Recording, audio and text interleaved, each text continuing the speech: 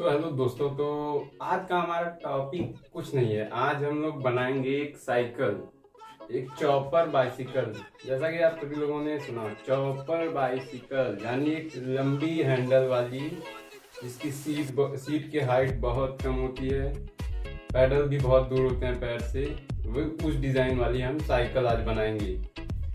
तो खैर, ये जो आइडिया आया, ये आइडिया मुझे मैं गूगल पे सर्च कर रहा था साइकिल डिज़ाइंस के बारे में, तो मैंने एक जगह पे देखा जहाँ पर ये डिज़ाइन थी। तो इसी डिज़ाइन से मैं इंस्पायर हुआ हूँ और इसी डिज़ाइन से ही मैं उस साइकिल को बनाने का पूरा कोशिश करूँगा फोटो देख के।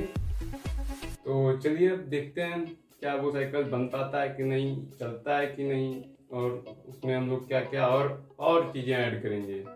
खैर, वो एक सिंपल साइकिल है, हमको उस साइकिल को तो बनाना ही है, उसमें और चीज़ें ऐड करनी है। तो चलिए वीडियो में आगे देखते हैं कि हम साइकिल में क्या क्या चीज़ें ऐड कर सकते हैं।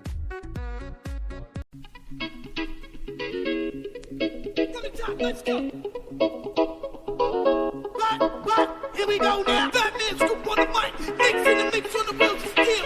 This is what I was fucking born to do. Let's go.